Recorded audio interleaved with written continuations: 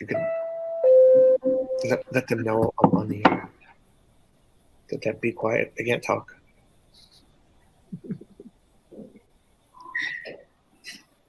Good.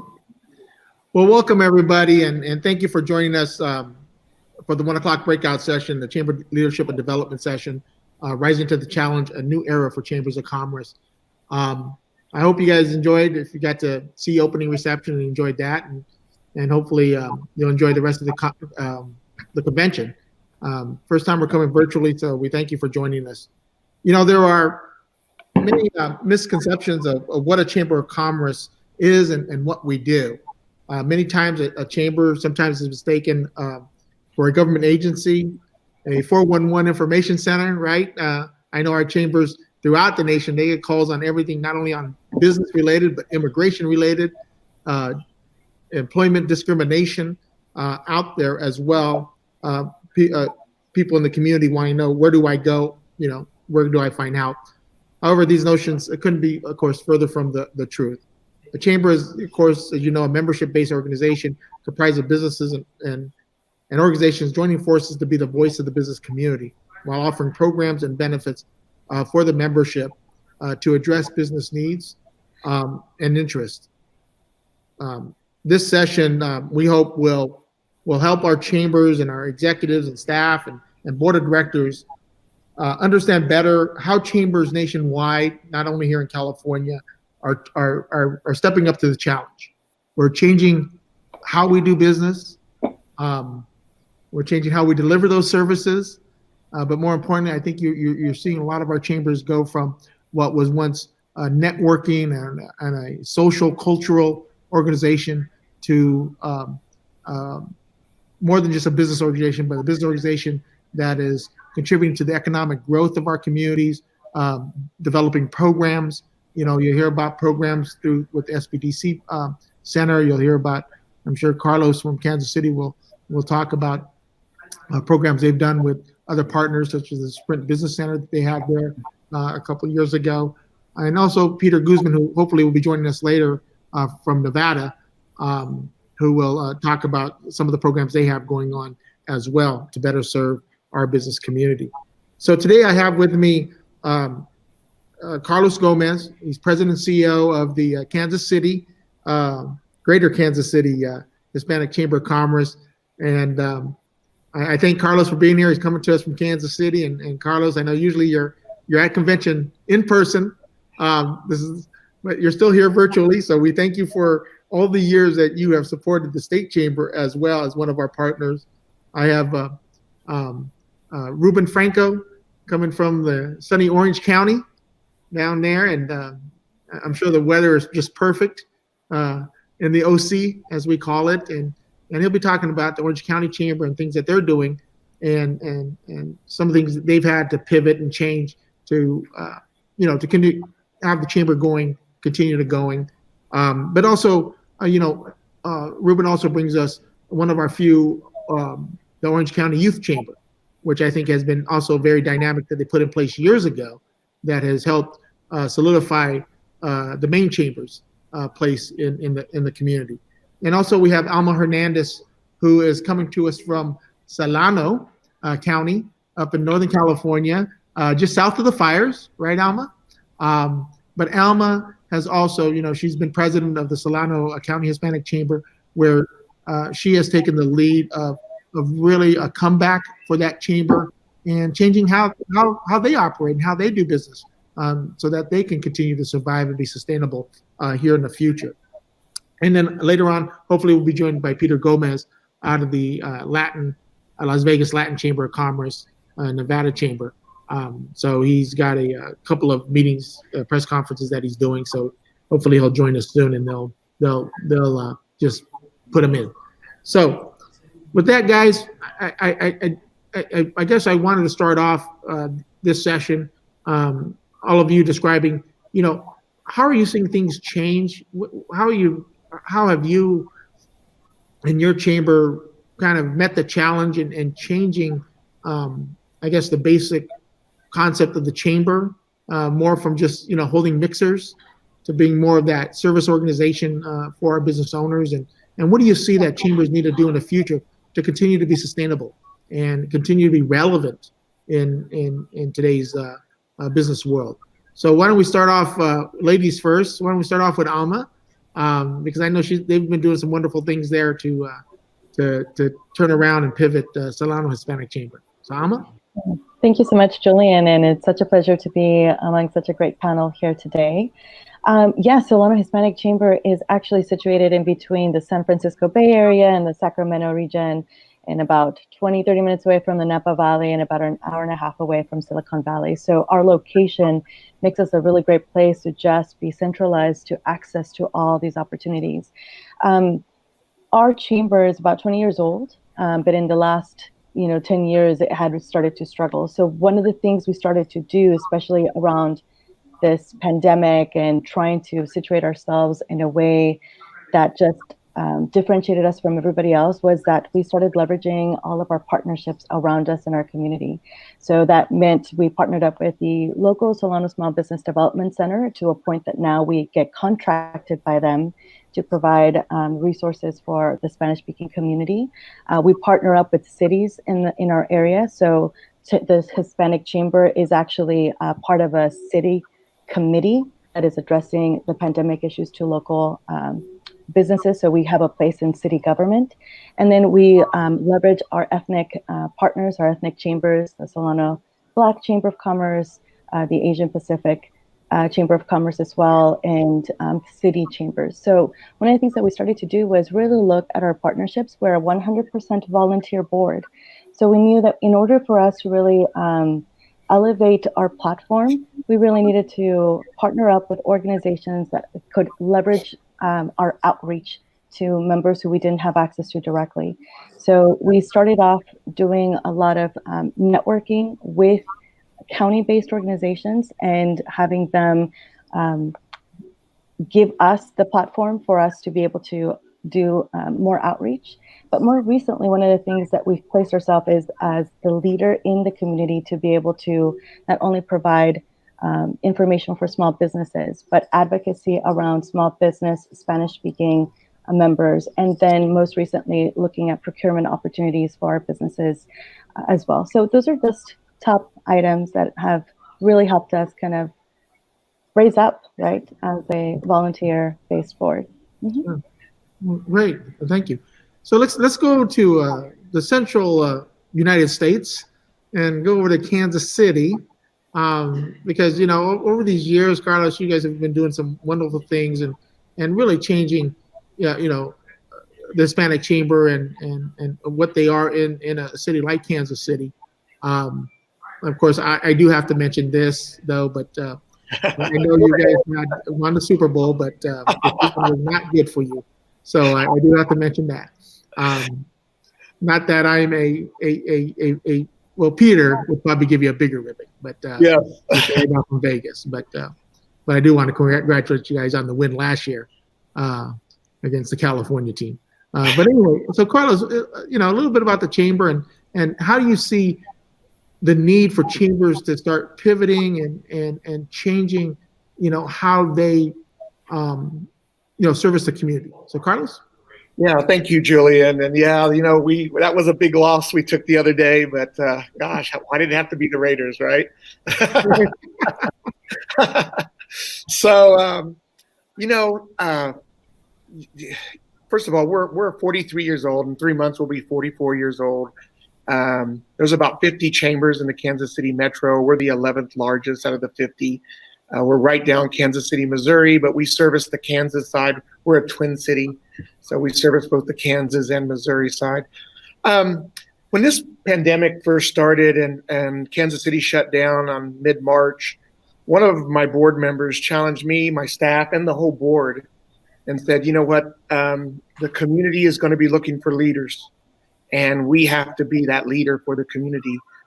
Even though there was so much uncertainty, to make sure that we're calm and to make sure that, we had to let people know that, hey, we're going to get through this. It may not be easy, but we're here, we're together, and we're here for you. One of the things that we did, my staff immediately went to home when they did the shutdown here, but I actually kept the office open. we have not shut down. We have been open Monday through Friday, 8 to 5, particularly for the immigrant Spanish-speaking business owners. A lot of them aren't members of our chamber, the assimilated businesses. So they were ringing our doorbell. We wanted to make sure someone was here. So we thought that just symbolically that our chamber never closed, and for our current members and for those that aren't members that we were here, but of course wearing masks, social distancing, being very careful, not having more than 5 people in our office. And so, we're having to be smarter. We're having to use technology. It made our chamber stronger. We only did one event this year, our golf tournament, but everything else has been gone virtual or has been rescheduled to next year. And I think we're trying to set the example that, hey, business can move forward, and feel free to reach out to all the resources that are out there, whether it's us or somebody else. Being cooped up, a lot of times I haven't seen any studies on this, but being in, there's a lot of pressure on business owners. So currently we're now doing a suicide campaign. We're starting one with actually the International Painters Union to get information out in English and Spanish to make sure we reach out to our business owners, see how they're feeling. They have a lot of pressure on them, that they feel responsible to help, to make sure that all their employees and their families are doing well. And so we're just wanting to make sure that, to just reassure people that let's work together. One of the things we've done is we collaborated with the Black Chamber of Commerce of Greater Kansas City and the Gay and Lesbian Chamber of Greater Kansas City. And instead of competing against each other for COVID CARE Act dollars, we put in a bid together. So we just got awarded through the city $350,000. We just said there's strength in numbers. Let's not compete against each other. Let's go together for this federal funding. And that's been very successful. And the biggest gap has been, though, is educating that small mom and pop and getting them up to date on technology. Do they have Zoom? Do they know what Zoom is, or Teams, or Google Meets? And let's get that on their phones, so we can continue to educate them. We increased our Zoom meetings in Spanish by about 100%, and we're just wanting to make sure that we're reaching everybody, member or non-member, in the Hispanic community in Kansas City. Great. And tell everybody now, if you ever have a chance to visit the chamber in Kansas City or Solano, you definitely want to, or an event that if you happen to be passing through the central part of America or the northern part of California. But I am partial to Orange County, right? For as many people probably watching know, I went to school in Orange County at California State University, Fullerton. So I spent a lot of time in Orange County. But when I was in Orange County, it was a different county. And as I know, Ruben's been lifelong there, and he knows what I'm talking about till today. Their demographics has also changed. And I think, over the years, Ruben, the chamber has also changed with that growing demographic, Latino demographic that you all have down there. But, I think the one thing I just want to say this about Orange County, the thing about when you go to Orange County, it's about business. Orange County is all about business, right? When you're down there, it's one of those counties that just, you get that feel, that vibe.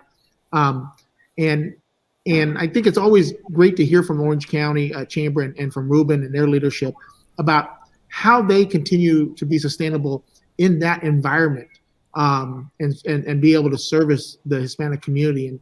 And they've created some wonderful partnerships. So I want to hand it over to Ruben to let us know more about, where he sees the chamber going, what we all need to be doing to become sustainable, and some of the best practices out of Orange County, which have made them very successful. So Ruben?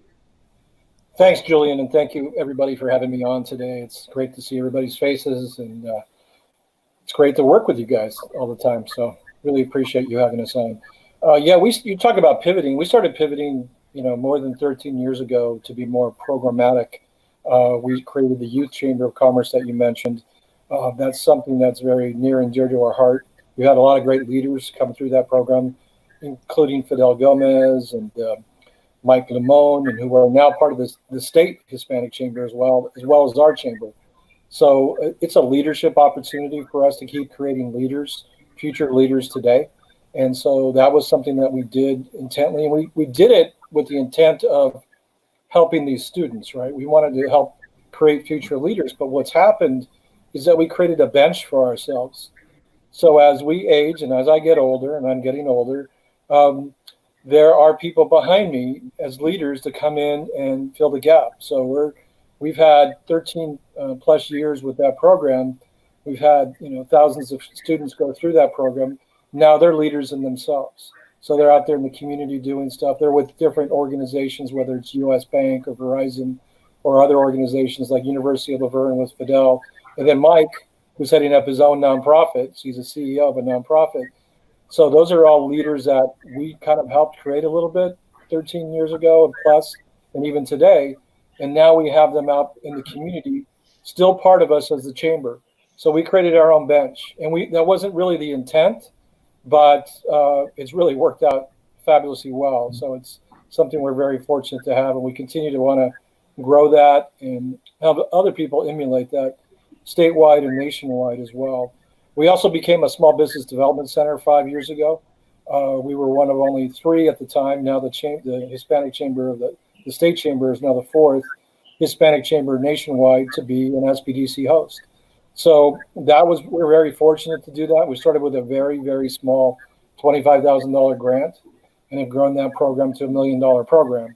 So, and it's having impact. So on March 18th, when our members kind of didn't know what to do with everything being shut down and the pandemic hitting, we were able to pivot our consultants. We have over 100 consultants in our network, basically about 18 in our center, but 100 network-wide. We just converted them to be finance experts. How can they help out with EIDL? How can they help out with PPP? How can they help out with PPP forgiveness? How can they help people just understanding the landscape of what's going on business-wise? So we were able to convert all that right away, and we had calls with over 500 people a day sometimes on those calls, just trying to find out as much information as they could. But if we hadn't done that previous, we wouldn't have been able to react, right? If we didn't step up and start thinking about being more programmatic years ago, we wouldn't have been able to do that on March 18th. So, our board had the foresight to think about that and do that. And, to me, that's some of the best practices that we could do. And now under our center, we have the finance center, we have a supplier diversity program, and we have a Spanish language program as well. And then we have the resources of all 8 other centers that we have within our network too. So we've always been good about partnering, whether it's the SBA, SCORE, SBDC. We also created what's called the Diverse Business Leaders Coalition. So the Black Chamber of Commerce, the Chinese Chamber of Commerce, the Asian Chamber of Commerce, the Korean Chamber of Commerce, the Vietnamese Chamber of Commerce, along with our regular big chamber, the Orange County Business Council. We have a coalition. So after what happened on March 25th with George Floyd, we decided, we needed to be more engaged as a community, and we wanted to create this coalition where we can address stuff. So we just had kind of our first virtual event last week with Neil Kelly, who's our registrar of voters. It's important for our constituents to understand what the voting process here is in Orange County. And we'll have further discussions with like a sheriff's department, law enforcement, the legal district type things that need to be addressed after what happened on March 25th. So glad to answer any questions, but those are kind of the things. We'll be celebrating our 35th anniversary next year. And I like to say we're a 35-year-old startup because our best days are still ahead of us.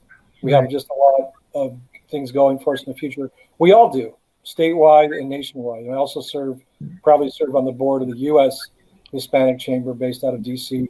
So I get to work with everybody nationwide and statewide and locally. So I get to see a lot of great programs out there from our other chamber leaders, 260 nationwide and about, 70 plus here in California. Right. Yeah. So we're here to be a resource for anybody that needs us. Great. Ruben, and I want to let everybody know, the audience, that if you have any questions, please type them in and they'll get them to us, and we'll make sure we ask them. But, you talked about coalition building, right? And I think, I wanted to ask Carlos and Alma a little bit, what are they doing in their communities in regards to coalition building? Because every community is different, and maybe even some of the unique coalitions that you've created in your community. So Carlos, how about you? Yeah, so Kansas City makeup, Hispanics, we're not the majority. We are the fastest growing. In Kansas City, Kansas, now 52% of the school district is now Latino. In Kansas City, Missouri, it's 28%. So we don't have the voting bloc power that other parts of the country like California, Florida, Texas has, Illinois, Chicago. So we are forced to collaborate, which is actually a positive thing.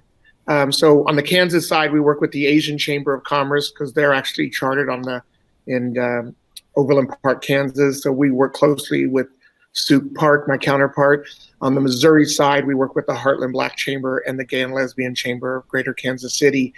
And these have been very, very beneficial partnerships. The other partnership that we've found beneficial is working with the unions, which usually, we represent ownership and unions represent labor, but we have 4 unions that are member: IBEW, Electrical Union, Brick Masons, Cement Masons, and the International Painters Union.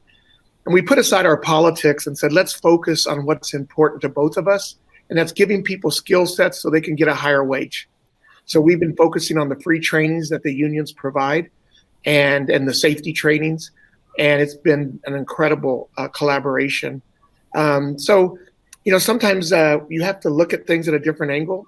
And if there's one good thing that's going to come out of this pandemic, it's that I'm an optimist that it's uniting people that probably wouldn't be united.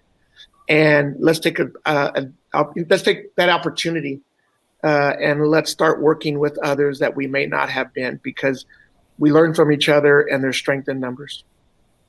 Yeah. I know you guys have been working on creating strong coalitions in Solano. I mean, I hear about them all the time, or, mutual friends will call me and say, hey, we just connected with your chamber up there. So to talk a little bit about, the coalitions, what it's meant for you guys, and how you see it as an important part of for the chamber to be sustainable.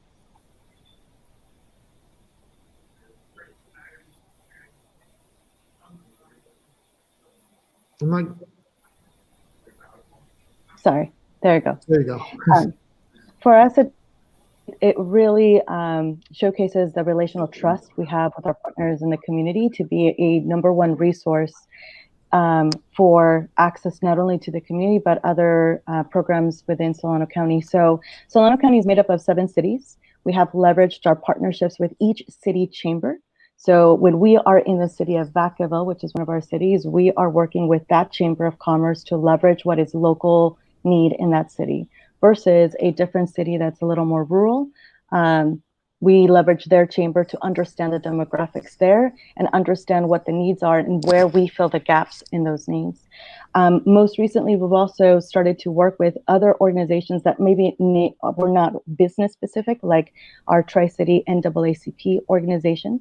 So when we start talking about having a place for Latinos in society in general, both from the workforce perspective and also business, we're talking about also creating systemic changes within how organizations are running. So from our school boards, for example, we partnered up to address a racial issue that had taken place. And you saw the Hispanic Chamber, Tri-City NAACP, and the Filipino American Chambers and Asian Pacific Islander organizations present, meaning that when we as Latinos or as a minority ethnic group is affected by one of these issues, we look at our ethnic partners to help us also move our conversation and needs forward, and we do the same for them. So it's one of those things about creating visibility, creating systemic change, and creating accountability for those who are running organizations in our community that are not benefiting us as Latinos. We've leveraged a lot of our partnerships with our own business members. So when we pivoted to going virtual, we really started looking at the community partners that had a level of expertise that we could bring forth and use our platform to create a connection between the expert or the business person to community at large and giving them greater accessibility. What that ended up doing was that we started to be seeked out by county organizations like Solano Public Health. We worked with our local hospital. We've worked with our local lawyers to provide we talk about tenants' rights, immigration's rights. We talk about how to access funding for those who do not qualify for federal aid, right, because of their immigration status. We've started to partner up with other organizations to work on the census count, because if we cannot showcase the number of Latinos within our own community, the resources we need are not there. And so we want to make sure that when we're looking at our demographics, it's very clear that Latinos are very present, that we influence, and that we bring work, we bring business, and we bring various contributions to the city. When I talked earlier about the city relationships that we have, we were brought in to represent business at one of the cities, and they actually formalized a committee where the Hispanic Chamber of Commerce has an opportunity to influence local policy, right? So when the shutdown happened and our restaurants were struggling, we were able to influence emergency protocols to help them open outdoor spaces or provide different types of funding sources for them or information about it, as well as knocking on their doors. And I think that that's one of the biggest things that the Solano Hispanic Chamber of Commerce brings. Our members, our board members, we go and we actually knock at the restaurants, the taqueria, the supermarket, as well as the PG&Es and the Bank of Americas, and we knock at all the doors to ask, where are we placed in our community, and where are we on your priority for you, because we need to be part of that conversation. So we advocate for ourselves, and then we advocate for the small businesses that do not have resources available to them and don't know how to navigate those conversations.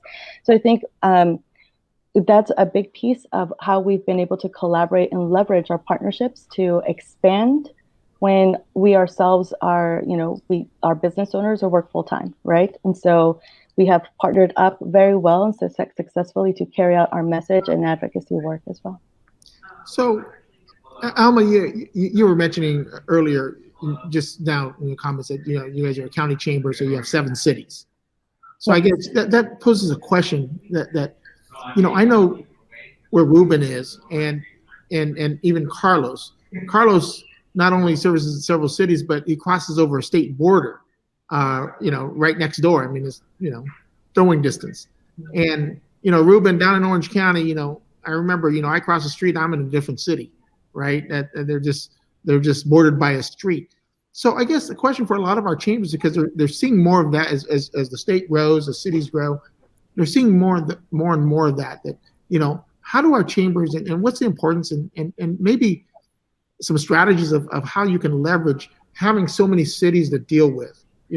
I guess my first question is, someone especially like Orange County and Kansas City, how do you deal with those different public entities that you need to have engaged with? Orange County, I forget how many, Ruben, you got down there, and then, like I said, Carlos, you're not only Kansas, you're into Missouri, and it's just right across the street, right? And how can a chamber manage that, and what do you think it means, and how chambers can leverage that as well, that opportunity? Ruben, or? Yeah, well, we have 34 cities, right. So you're right. It could be unwieldy to manage 34 cities, but we don't look at it as managing. We look at it as creating relationships. So we have a legislative committee chaired by Martha Sanchez, who's is the sister of Loretta Sanchez, former Congresswoman Sanchez, and then Eddie Marquez, who used to be with Southern California Edison, very skilled in creating relationships with our legislative branch. So we work at the local level with the cities, with the state, with the federal government, and all that. So on the city stuff, what we do is that we've kind of carved out who within our legislative committee can go to those city council meetings and just say, hey, we're the Hispanic Chamber. We've been around nearly 35 years. We're here as a resource.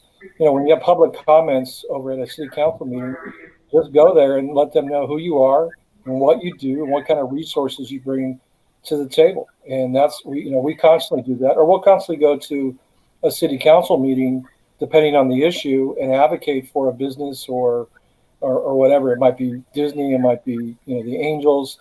It might be, putting in a sewer plant or whatever it may be, but we're going to advocate for our businesses. So we've created those relationships ahead of time. We don't wait for election year to do it. You got to do that work ahead of time. You got to create the stakeholders. You got to create the relationships. And so we just carve it out. It makes it easier. So there's 34 cities. We have 5 or 6 people that will represent and go to those meetings and represent those cities and just say, hey, we're here. We're here as a resource. And then, our SBDC network was busy helping with the grant program, the CARES Act grant program. So we have another touch point there too with the SBDC. So we're constantly creating programs with those cities to be in there with our SBDC network. So we have a lot of connectivity with our cities, and we'll continue to, because it just, that's a lot. We're bigger. Orange County is bigger than 22 states out there. So you just have to be strategic about how you approach this. So we've figured it out, and we'll continue to keep working at it. And Carlos, like I said, you not only have several cities, you got another state too that you guys have to coalesce, I guess, so to speak. Yeah. So, and it's interesting. We just helped pass a blue law from 1974, take it away.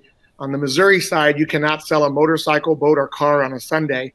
And on the Kansas side, you can. And so we always try and make it an even playing field. And there's so many other laws that can negatively impact the economy on one side if one's more advantageous than the other.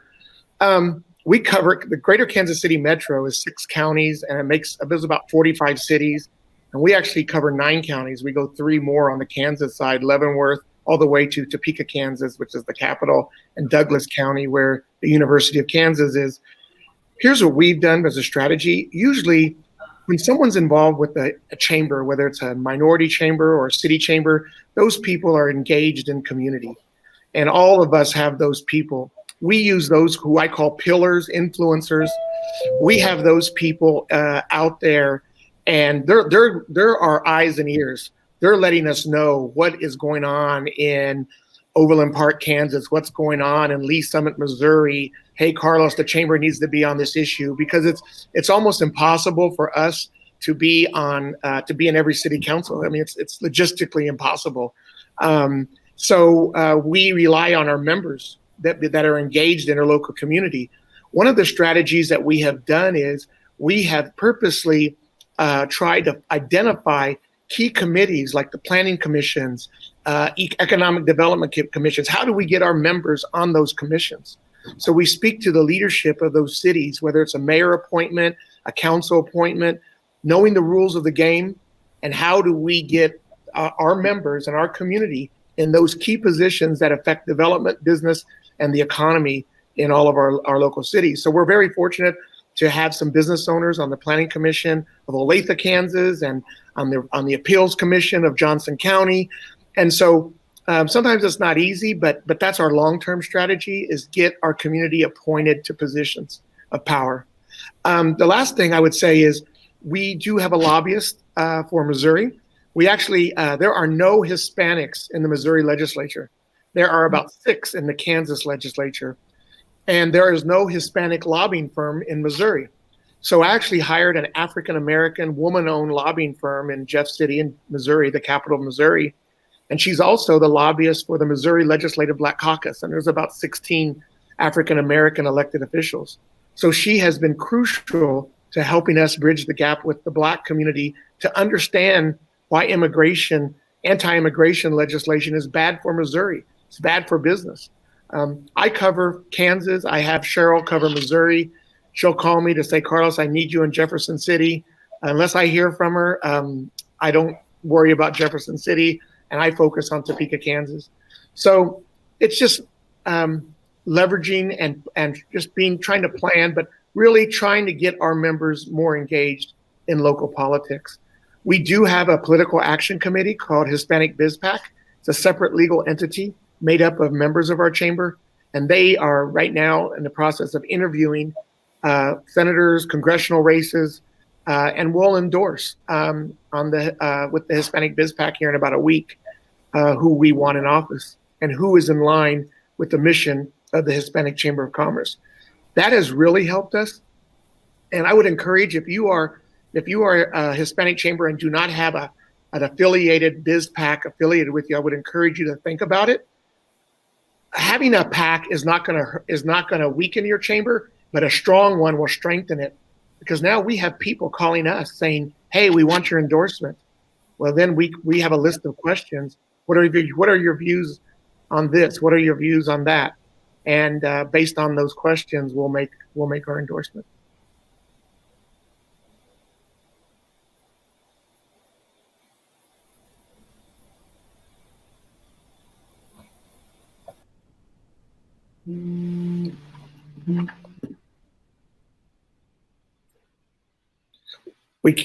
I'm sorry. I We don't can think hear you, Julian. I can hear you.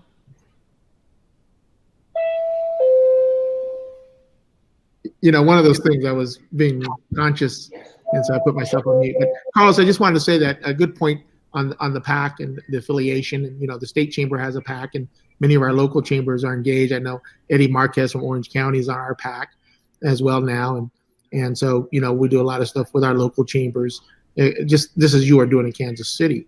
But that brings an interesting point, and I think from the three of you, from a advocacy point of view, and I know we touched on this a little bit, but I really wanted to get you guys to expand on a little bit. What do you think the role of the chamber should be from an advocacy point of view? And maybe even, you know, some chambers, I think that I've talked to sometimes are afraid of being aggressive from an advocacy end. So I'd like to get your point of view of where do you think the chamber should be on advocacy, and how should be, you know, should it be a major part of the organization, and how much of the organization should be committed to that advocacy role? Ruben, you want to start us off? Sure. Advocacy is one of our three pillars. So we have advocacy, education, and economic development. So advocacy is very important for us. So, I mean, we realize we're in California.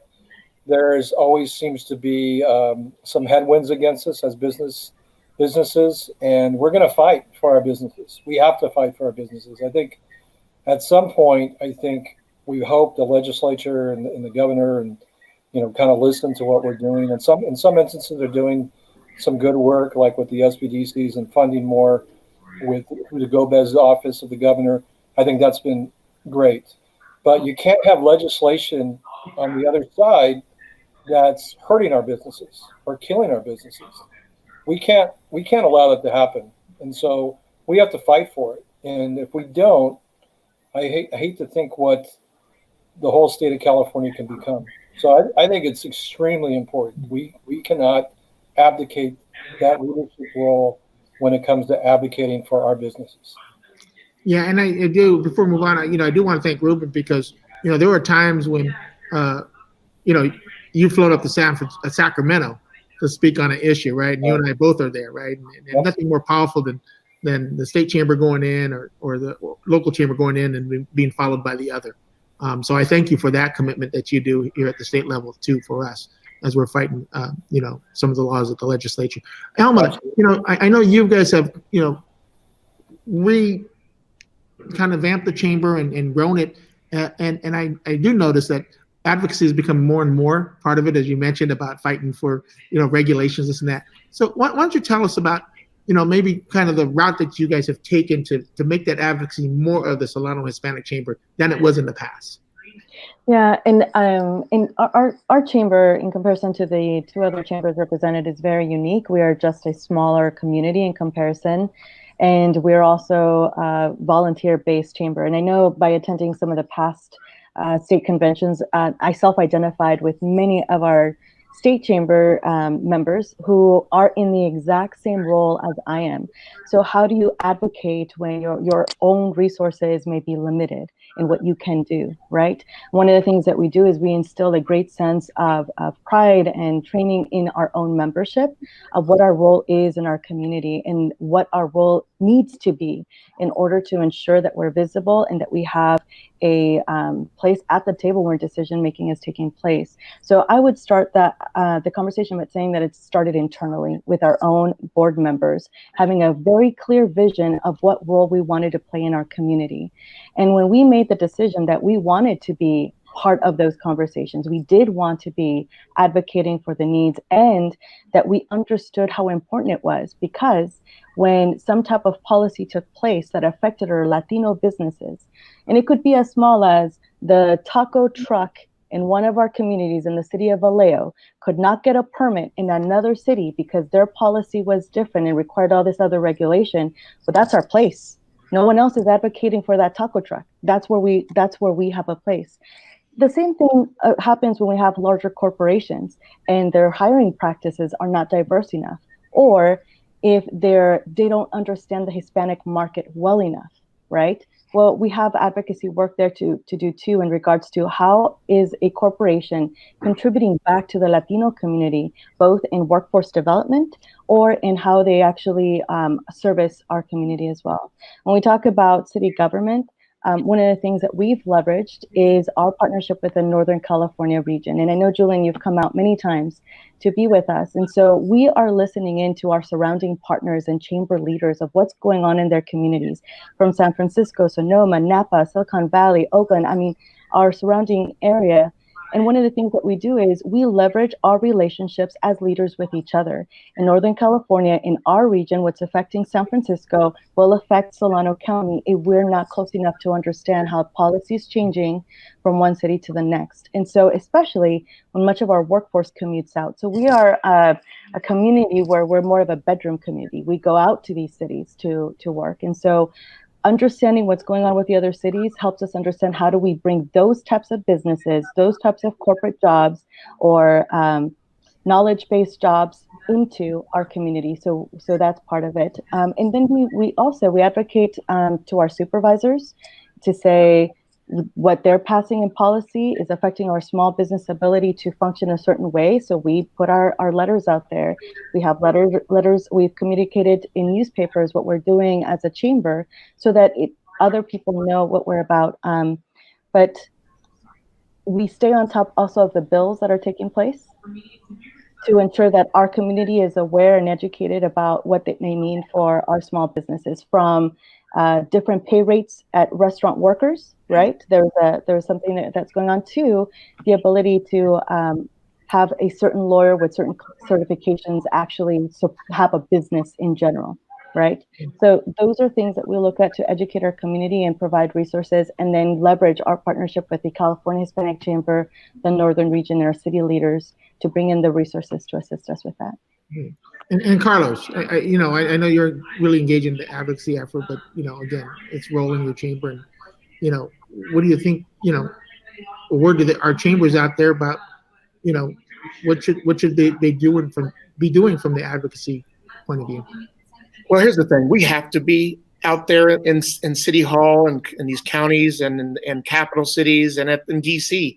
But here's the one thing: first of all, most of the laws that affect us are at the local level. And sometimes we think we have to be at the national level. We really need to be drilled down in the local level, because those are the laws that affect our businesses in a negative or positive way every day. We've all heard the saying, if you're not at the table, you're probably the dinner. And we need to make sure we're not the dinner. I'm a full advocate that as a community, we need to have our community in both parties and active in both parties, because otherwise we'll be missing at the table when one administration in or another one's in. We have to have those pathways and those doors to have dialogue. Small business owners don't have the time to be involved with politics. They're too busy running their businesses. Therefore, we as organizations have to be there. And here's the great thing about having a political action committee. It gives our members an umbrella of protection. So if the PAC endorses a candidate and they don't win, and then they say, well, you're a member of that chamber and you endorse my opponent.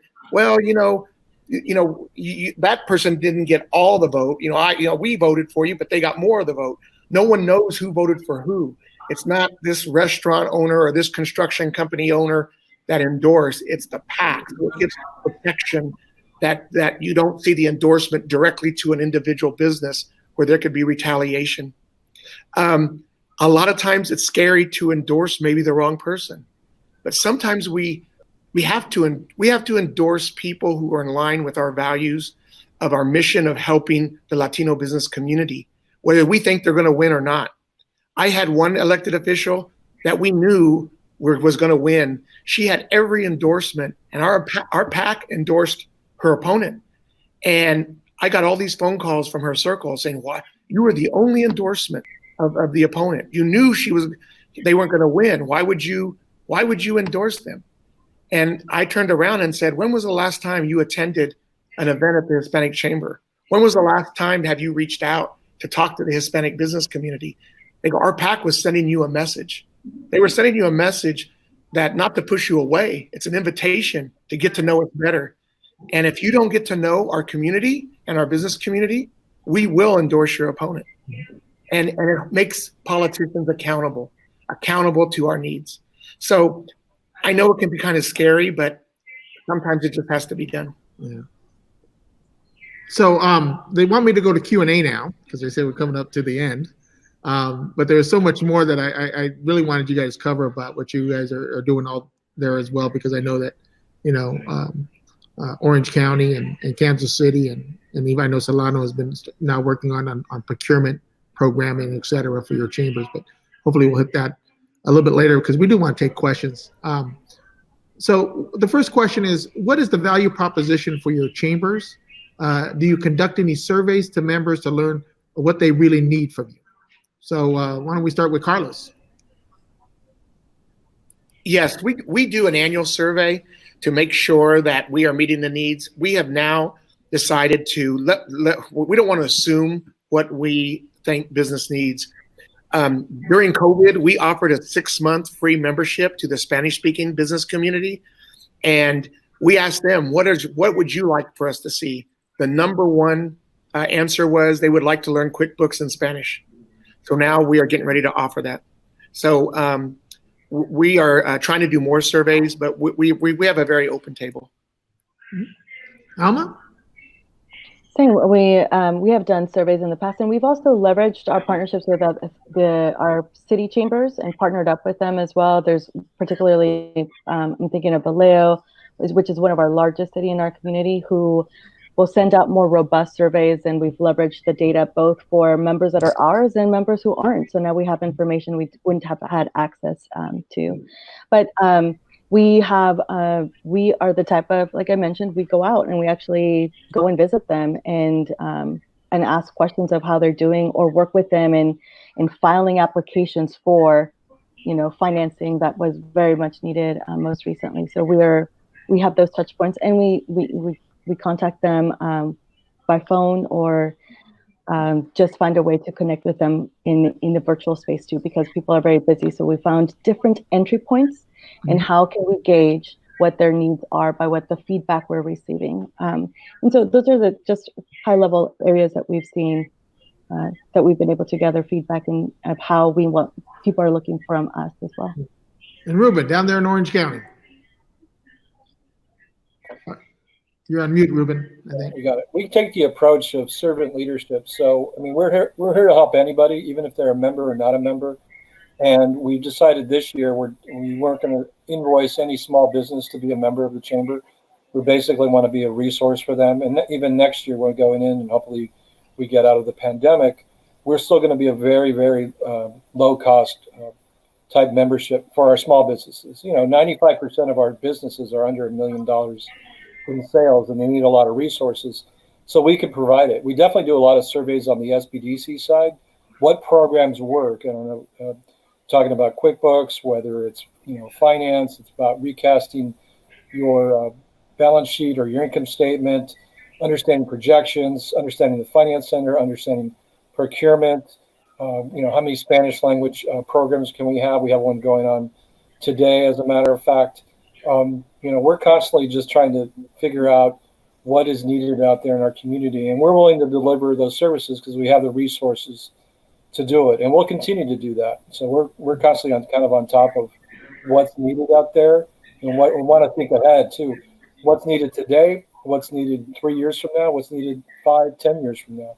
So we're constantly trying to figure that out and respond to that beforehand, so we know what to do ahead of time. If another pandemic occurs, what are we going to do? If something else occurs that's catastrophic, what are we going to do? So we have to be able to be ready for those type of things. Great. So one of the questions about, we were talking about collaboration and working with other organizations. One of the questions is, how do you approach organizations that are not interested in working with you? I mean, what do you do? Ruben, why don't you continue? Well, you give them the opportunity, and if they don't want to engage, they don't want to engage. But they've been given the opportunity, and we do the same thing with elected officials. If they don't want to engage with us, okay, that's fine. We're not trying to be arrogant about it, but we do believe we offer something to people, and so we're gonna approach. We're always gonna ask, right?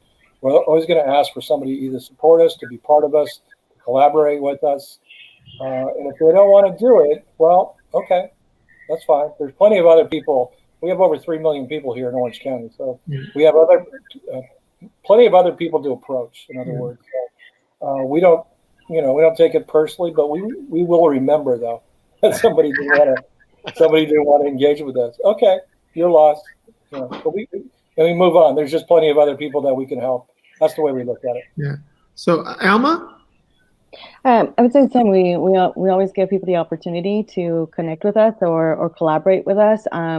We tell them what the value add is of them partnering with us, right? We're not partnering up, but there is a win-win opportunity in partnership, and I think we have a lot to offer.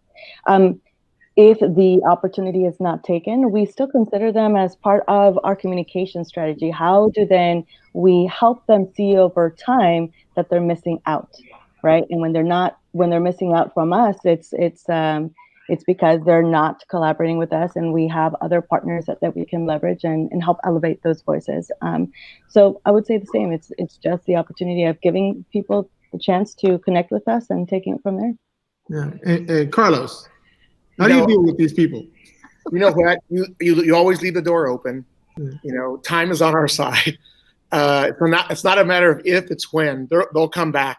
And so I usually come across with numbers, and I always quote the former CEO of AMC Theaters, which is headquartered here, Jerry Lopez. And Jerry would always say about the Latino community, Latinos, he goes, don't look at my facts, look them up yourself. There's not one purchasing index that's negative or flat with Latino market. If they're not doing business with your company, they're doing business with your competitor. And if people don't understand that, then they're going to find themselves wondering what happened. Mm-hmm. So I guess the final question, and I know it's one that could be long, but funding, guys, right? That's probably on everybody's mind right now is the dollars, right? One of the questions we have here. How are you guys seeing the funding mechanism changing from, corporate America to grants, et cetera, in regards to the chamber? So, Carlos, why don't you start us? Well, first of all, more people are noticing the Latino market. So we're finding more and more competition. We're competing with universities. We're competing with mainstream chambers that are starting diversity programs. But here's the thing, competition is not a bad thing. It's actually a good thing. It makes everyone up their game. So we're not afraid of competition. We have the trust, and this is what Hispanic chambers have across the country. And I told this to another big entity. Yeah, you may have the resources, but we have the trust of the community, and all the resources and circles can't buy that. And I encourage these other entities to work with the local Hispanic organizations, because you can't get that trust. We're the key. We, on the other hand, have to put aside our egos and say, okay, they have resources we don't have. They have capacity maybe we don't have. So let's collaborate with them, and let's find that even playing ground that we can work together. So, yeah, I mean, it's kind of challenging, but yeah, we can.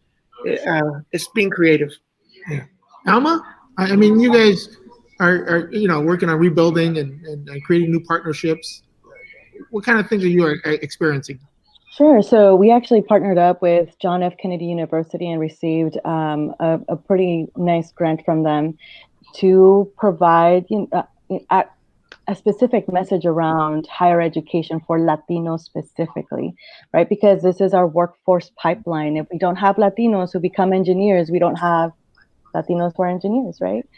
So in one of the things that we were looking at, or why we were reached out to, because we were reached out to, was because we are the Latino and Hispanic expert of our own community, and we try to help anyone understand that Latinos are a very diverse community. In Solano County, we have, Mexicans, Nicaraguans, Salvadoreños, Cubanos, Puerto Ricanos, right? We are a very diverse community. And within that, we have community members who are indigenous Latinos as well.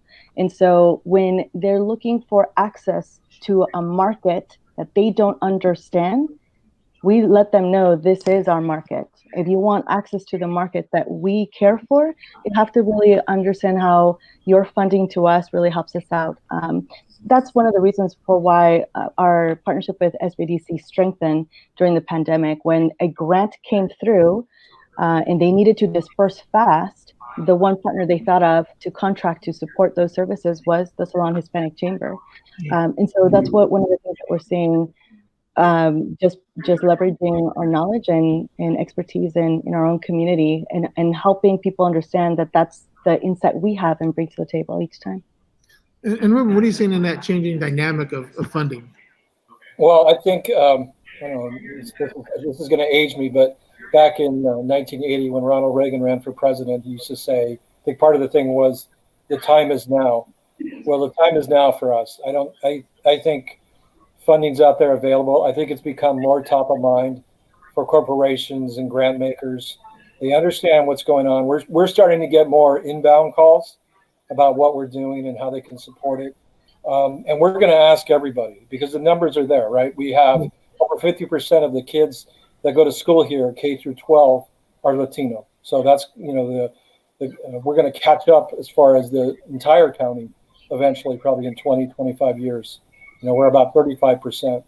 Our workers are made up of Latinos. Our consumers are made up of Latinos. So what we're missing corporate representation. We don't have enough people on the corporate boards. I think the figure, maybe Julian, you can correct me if I'm wrong, it's like 2 or 3% maybe Latinos that serve on corporate boards. That needs to change, because if that changes, if we can get that dynamic changing, then we can have more people when we do go for funding to these corporations, to the Fortune 500. They're going to say, yeah, hey, wait a minute. I have, some Latinos on the board. They realize, what our consumer base is, what our workforce is like, what our future is like. 61 million. We were 50 million 10 years ago, 61 million now. You have to see kind of what you have, the momentum, right? That's the name of the convention, momentum. We have the momentum behind us, or the big mo. So, I think that's something we need to continue to work on, and we're going to ask everybody. If they if somebody rejects it, that's fine. We'll just we'll keep moving on. There's plenty of other people to ask to be part of what we do. I think it's out there, but the time is now for us to do it. Well, thank you guys. The staff here in Sacramento and virtually is telling me to wrap it up. But I thank you guys for sharing. I think there's a lot of it for us to cover. Maybe we'll do another session later in the year and talk even more. But the last two questions are to Ruben and Carlos. That's a couple people wanted to make sure I ask this. Will Kansas City repeat? And when will Disneyland open, Ruben? I didn't hear the question. Will Kansas City repeat? They want to know, when will Disneyland open? Oh my gosh! Well, we've been pushing the governor to open us back up. That hasn't happened. I was on the phone with them, the governor's office, yesterday. Still hasn't happened. I don't know. It's really hurting the city of Anaheim. They lost about $100 million in revenue. A lot of our small businesses in Anaheim and the surrounding resort area are getting hurt. But those are the things we need to keep pushing, and hopefully they've opened in Disney World safely for months. Right. They have the protocols in place. Yeah, hopefully so. Right. So we're pushing for it, and hopefully it's been. And Julian, I just want to point out that Walt Disney is from Kansas City, Missouri. That's right. Well, thank you guys. everybody, thank you for joining us. I appreciate you guys, and enjoy the rest of the convention. Thank you. Thank you. Thank Julian. you. It's an honor to be here. Thank Appreciate it. Bye-bye.